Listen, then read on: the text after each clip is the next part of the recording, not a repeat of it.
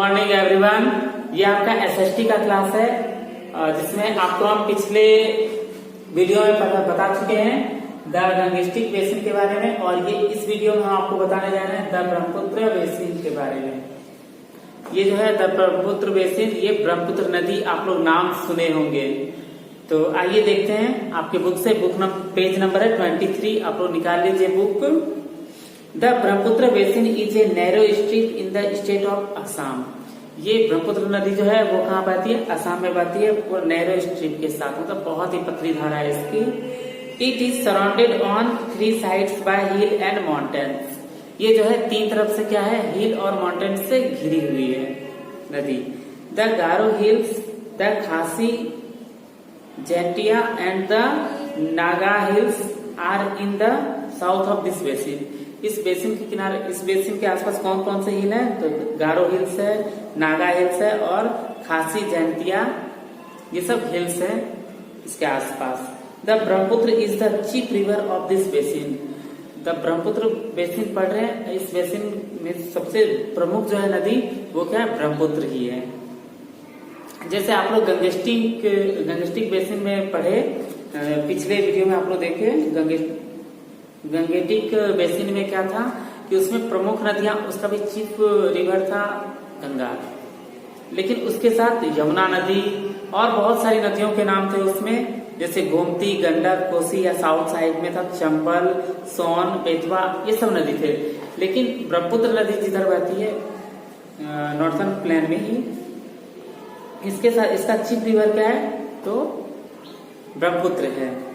और आगे देखते हैं, it start in Tibet where it is called Tsangpo. ये जो है इसका स्टार्टिंग, मतलब जैसे आप लोग गंगा कभी देखे कि उसका स्टार्टिंग पॉइंट कहाँ था? हिमालय से था, जिसको गंगोत्री कहा जाता है। उसी तरीके से ब्रह्मपुत्र का जो है स्टार्ट पॉइंट कहाँ पे है? ये कहाँ से निकलती है? इसका मुहाना कहाँ पे है? तो तिब्बत में है, और वहां पे वो तसांगपो नाम से कहलाती है। जैसे गंगा नदी भी आप लोग पढ़े कि बंगाल में उसका नाम क्या था? जैसे वो पश्चिम बंगाल में घुसती, उसका नाम पद्मा हो जाता, नहीं ये पद्मा हो जाता है उधर, जब वो बांग्लादेश में जाती है, और कलकत्ता जो जाती है वो हुगली नदी कहलाती है। ठीक उसी तरीके से ब्रह्मपुत्र नदी का जो मुहाना जहाँ पे तिब्बत में जहाँ से निकलती है, वहां पे वो तसांगपो नाम है उसका। It इंटर्स India through Arunachal Pradesh and flow through Assam into Bangladesh. ये जो है इंडिया में कहाँ से मतलब प्रवेश करती है? तो अरुणाचल प्रदेश में इंटर होती है, और वो असम होते हुए बांग्लादेश भी जाती है। Here it join the Padma before flowing into the Bay of Bengal. जब ये बंगाल की खाड़ी में मिलती है तो वहां पे इसको पद्मा भी ज्वाइन करती है। पद्मा कौन सी नदी है? तो यही गंगा नदी का नाम बांग्लादेश में क्या नाम है? पद्मा। जैसे ब्रह्मपुत्र नदी तिब्बत से होते हुए चाइना, चीन से होते हुए वो अरुणाचल प्रदेश में प्रवेश करती है, असम और बहुत सारे राज्य उधर होते हुए वो बांग्लादेश में एंटर करती है।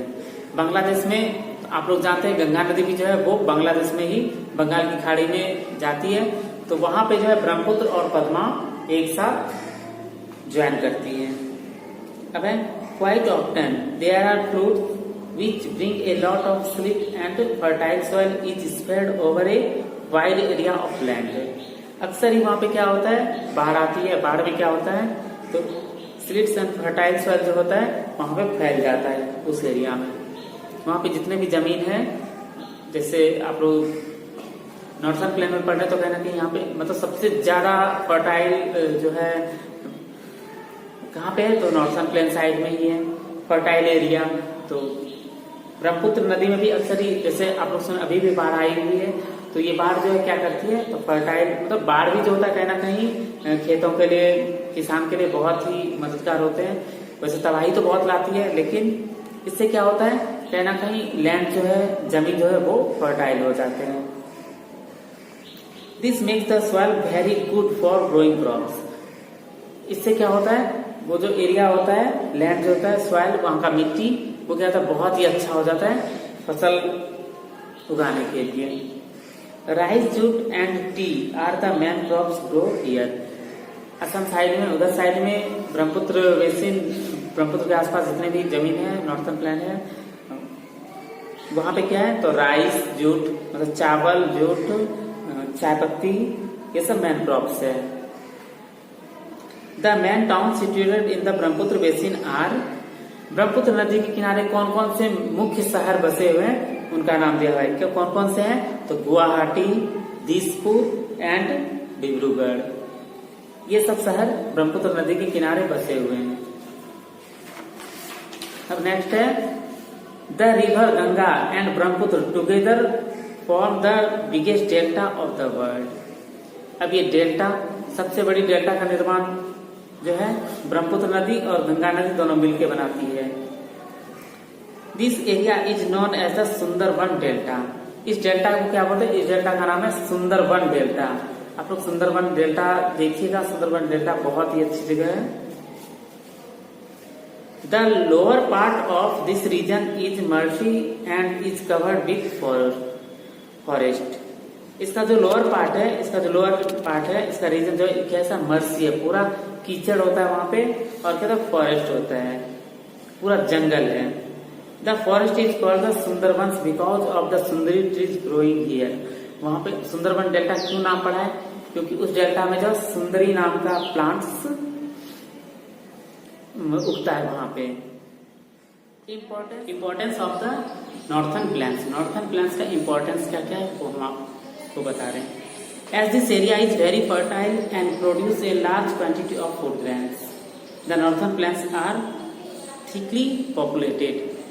मतलब इस एरिया का जो ये जो एरिया है बहुत ही ज्यादा फर्टाइल है और यहाँ पे बहुत ही ज्यादा फूड ग्रेन्स उपजाए जाते हैं, फसल सब उपजाए जाते हैं, जिस कारण से नॉर्थन प्लेन्स का जो है पॉपुलेशन बहुत ही ज्यादा है, ठीक ही पॉपुलेशन है। Many big and small cities have developed in and around the northern plains, और बहुत सारे छोटे बड़े शहर जो हैं इसके चारों तरफ हैं। जैसे नॉर्थन प्लेन में आप देखिए पंजाब, देखिए पंजाब, बिहार, उड़ीसा, पंजाब, बिहार, पश्चिम बंगाल है, और उड़ीसा तो ईस्टर्न में चला जाता है, नॉर्थन प्लेन्स में तो पश्चिम बंगाल है। तो ये सब जो है राज्य, इस सब क्षेत्र में देखिएगा आपका छोटे बड़े बहुत सारे शहर मिलेंगे, और यहाँ पे बहुत सारे इंडस्ट्री भी है, ब्यूल्ट है, इंडस्ट्री है। नेक्स्ट लाइन है जैसे आपका a large number of industry cities have been established which produced many goods.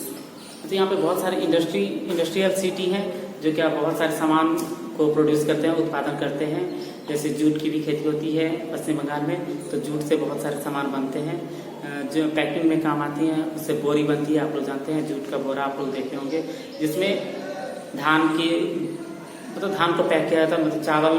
वैसे तो आजकल पैकिंग का आप लोग देख सकते हैं, प्लास्टिक के बैग्स होते हैं, पर क्या ना कहीं जूट जो है आज भी मतलब जूट का कारखाना भी है, और चावल का, आटा का, इस सब का प्रोडक्शन, तो छोटे बड़े कारखाना बहुत सारे हैं, ये सब है।